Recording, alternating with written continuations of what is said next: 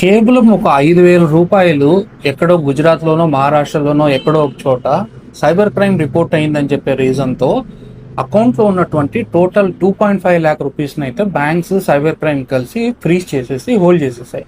So ఇది కరెక్టా కాదా అంటే 5,000 రూపాయల డిస్ప్యూటెడ్ అమౌంట్ కోసము టోటల్ అకౌంట్ దాంట్లో 2.5 లాక్ ఉండొచ్చు, 5 లక్షలు ఉండొచ్చు, ఎంతైనా అమౌంట్ ఉండొచ్చు. టోటల్ అకౌంట్‌ని ఫ్రీజ్ చేయకూడదు అంటే బ్లాంకెట్ ఫ్రీజింగ్ అంటారు దీన్ని. బ్లాంకెట్ ఫ్రీజింగ్ చేయకూడదు అని Kerala high court, Madhya Pradesh high court, Delhi high court, various high courts orders and judgements ఇచ్చినప్పటికీ కూడా, ఎస్ఓపి వచ్చినప్పటికీ కూడా కంప్లీట్ ఫ్రీజింగ్ చేయొద్దు, డిస్ప్యూటెడ్ అమౌంట్ మాత్రమే మీరు లీన్ చేయండి అని చెప్పినప్పటికీ కూడా still banks and cyber crime వాళ్ళు టోటల్ అకౌంట్స్ని ఫ్రీజ్ చేస్తున్నాయి.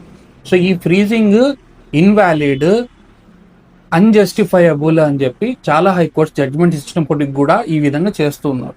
సో ఇలాంటి సిచ్యువేషన్ మీకు కూడా ఫేస్ అయినట్లయితే మీ అకౌంట్లో ఎంత సైబర్ క్రైమ్ అయింది, మీ అకౌంట్లో ఎంత ఫ్రీజ్ అయింది అని చెప్పి కామెంట్స్లో తెలియజేయండి. అప్కమింగ్ వీడియోస్లో ఈ ప్రాబ్లమ్స్ సొల్యూషన్ ఎలా అని చెప్పి కంప్లీట్గా మనం ఒక సిరీస్ అయితే చెప్తాం.